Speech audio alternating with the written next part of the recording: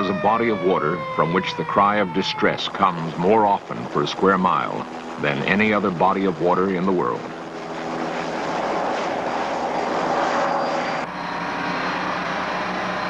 It is not the Devil's Sea off Japan, the tumultuous waters of Cape Horn, nor the deadly calm of the Sargasso Sea.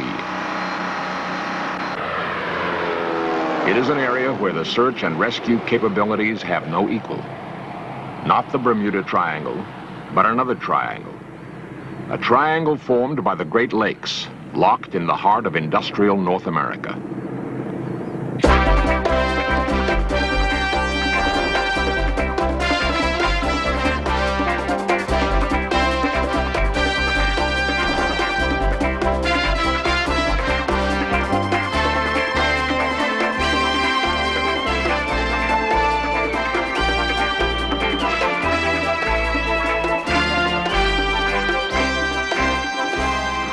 Too often, the crack search and rescue units of Canada and the United States come back empty-handed. A ship or a plane vanished for no apparent reason or destroyed by forces no one can explain. An extraordinary statistic has been recently disclosed. Fully 1/3 of all the unsolved American air and sea disasters take place in the Great Lakes Triangle.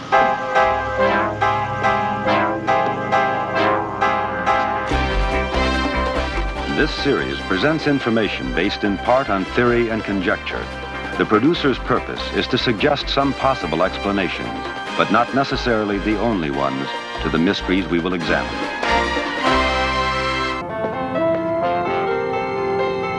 The man who has accumulated and assessed the data that has led him to designate the Great Lakes as perhaps the greatest disaster area in the world is J. Leland Gourlay.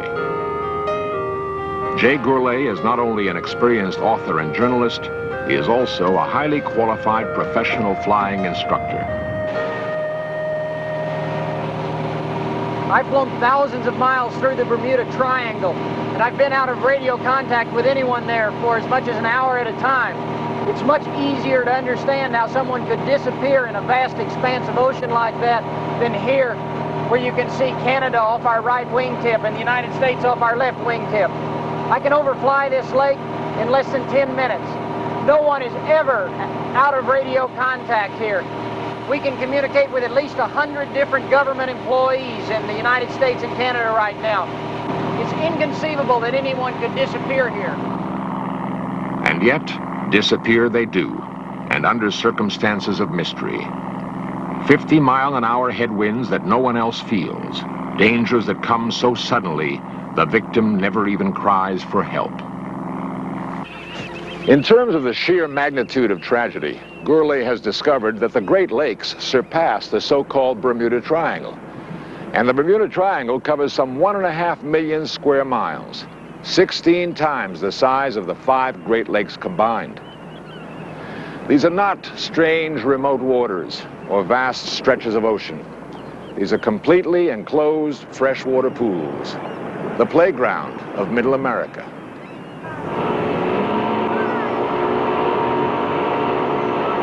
On the shores of the Great Lakes stand the great American cities of Chicago, Detroit, Buffalo, and Cleveland. Piercing the sky over Toronto, on the shores of Lake Ontario, the highest man-made structure in the world. The CN Tower stands as the ultimate pinnacle of highly sophisticated communications technology. Victor 98, Traffic controllers urge pilots flying the lakes to report continuously to ground stations.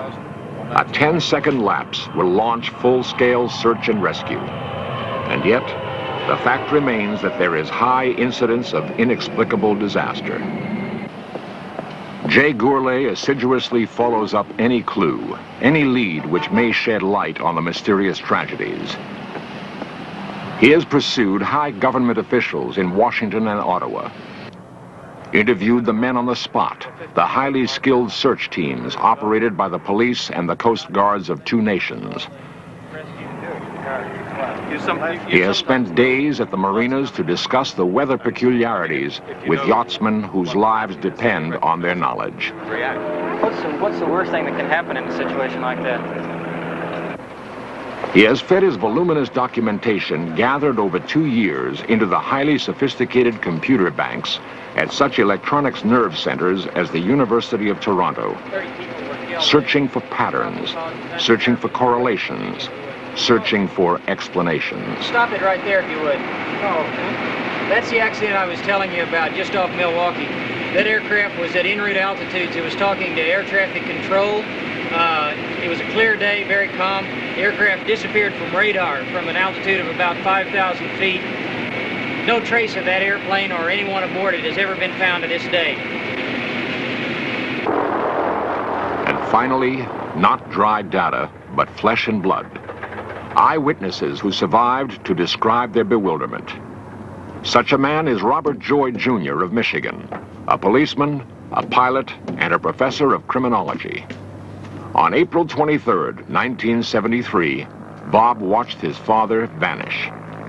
His father was flying a safe, well-equipped amphibious aircraft. Is there any difference between this airplane and the airplane your father disappeared in? No, it's exactly the same type airplane. Bob Joy was in another plane a few hundred feet away. They were over shallow Lake Erie. The water was not rough. There was no cry for help. I got a radio message from my dad, and I couldn't understand what he said. The frequency that we were on was 122.8, the Unicom frequency.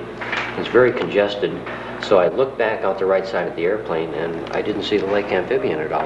It had been there right along through the whole trip. No seat. No trace of the lake amphibian was ever found. It disappeared completely.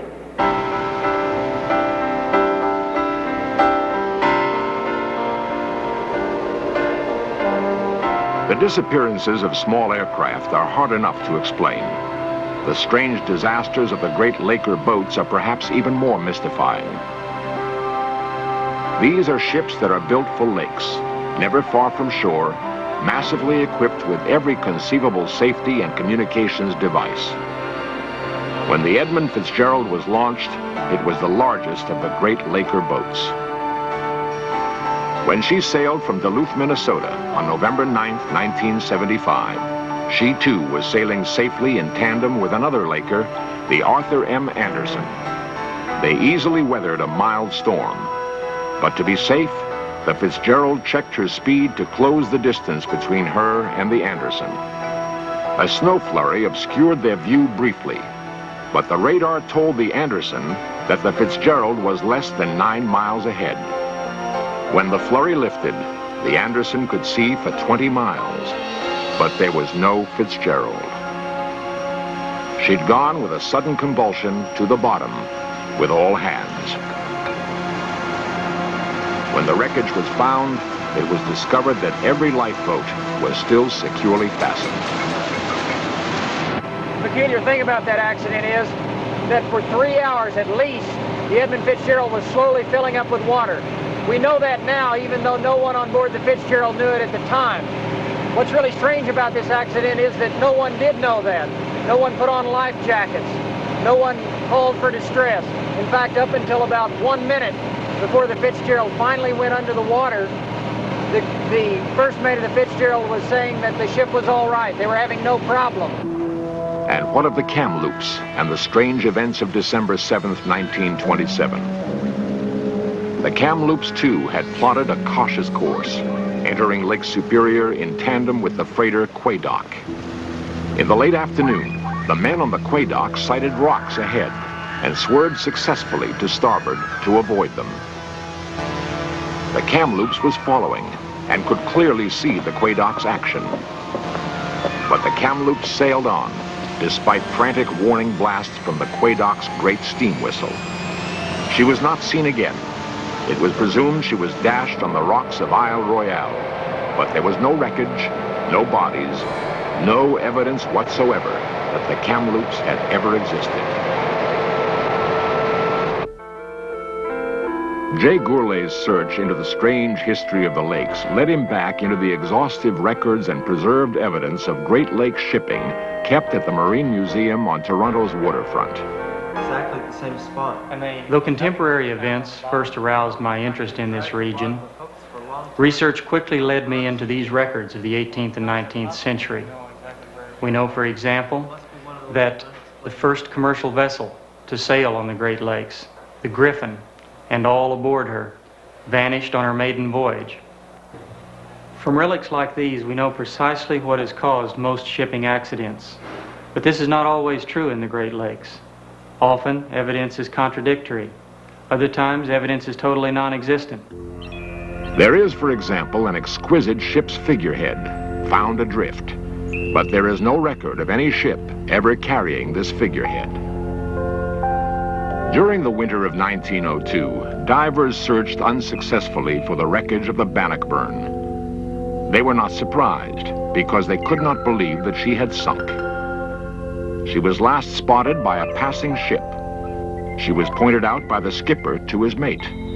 But when the mate turned his head to look at the proud vessel, the Bannockburn was gone. From time to time over the years, she has been reported sailing on over the lakes. And then there were the wrecks that were only too painfully evident. But the phenomenon that destroyed them vanished as suddenly as it came. The Layfield, the James E. Davidson, the Hebrew, the Sachem, all proceeding through relatively calm waters when a single gigantic wave struck them down, a mountain of boiling water rising for one tumultuous moment. Meteorologists call them a Seiche wave, but cannot explain them. They were first recorded in the Great Lakes in 1872. They are not caused by wind. The bizarre events of the lakes go back beyond the first records of the white man. The so-called Seiche wave is part of the legend of the Chippewa Indians of Lake Superior. They still speak of Nanabazhu's sturgeon, a monster fish that with a flick of his tail was said to destroy the mightiest vessel. Indian legend is connected to another extraordinary case history. The ship was called the Wabuno, an Algonquin name for black magician. On November 20th, 1879, a doctor's wife claimed she had a vision of the ship's destruction. It was assumed she was hysterical. The wreckage was found in Lake Huron, battered by some tremendous force. But not a single body was ever recovered. But the growing legend of the lakes is not only based on misty tales of superstition. It is also based on cases that are all the more chilling because they are fully documented.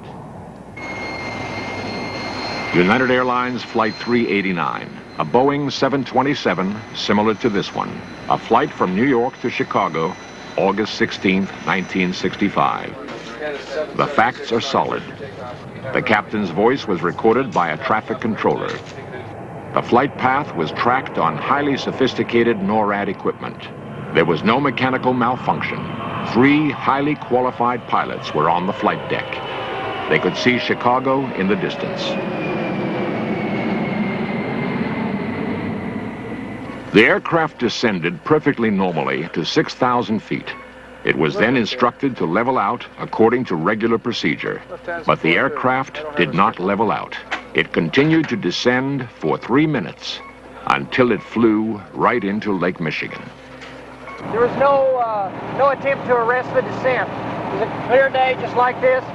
In fact, up until 1 second before the United Airlines Flight 389 hit the water, killing all 30 aboard, the pilot was talking to air traffic control about his altimeter setting.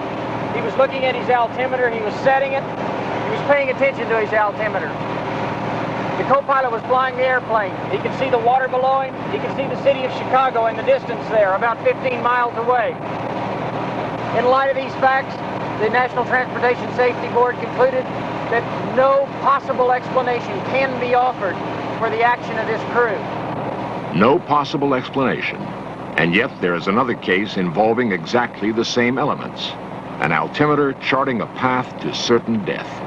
Right here is where Detroit Departure Control cleared the Sabreliner that was owned by General Motors to begin its approach into Pontiac. Up about 5 miles is where the Sabreliner began its descent. And beyond that, another 2 miles is where the Sabreliner finally crashed into the ground. At no time was there anything wrong with the aircraft itself. It was under full control of the pilot throughout the flight. Here, there is miraculously a survivor. He was the co-pilot that night, a man with vast experience and a spotless record, Howard Herbst. I believe it was something like this. They said, you're cleared to 2,700 feet, cleared for the approach, contact Pontiac Tower at the outer marker. And 2,700 feet is the altitude for the procedure turn. So we descended the 300 feet to the 2,700 feet. That I know we were at. I checked that altitude, and both of us did. Everything was going along smoothly. We were doing the checklist, and when I got done with it, I saw the trees at the end of that checklist. Why then did he descend below minimums that night? Why did he fly that Sabreliner down into the ground? I have no idea, really. I wish I could answer it, but I don't. It just happened, and the next thing I knew, we were in the trees, but I have no knowledge of why or no answer. Howard Herbst has no answer, nor do the investigators who pored over the wreckage. To understand how baffling this is, one must appreciate how meticulous these investigators are and the elaborate technology at their disposal. For example, they can determine 6 months after an accident whether or not a tiny indicator light was lit on impact. Electronic microscopes tell these investigators whether there are scratches on a tiny metal part, whether there are scratches on scratches, which might indicate a different sort of structural failure.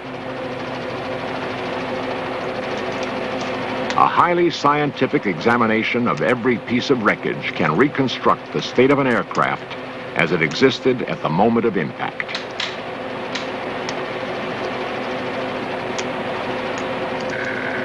When the investigators finally conclude that the cause of a crash is undetermined, it can be assumed that the mystery is very real indeed.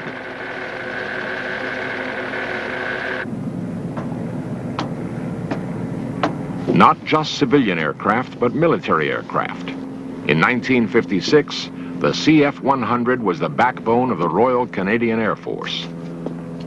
A reliable jet fighter checked out with military precision every time it left the ground. Flown by young men with the razor-sharp reflexes of the fighter pilot.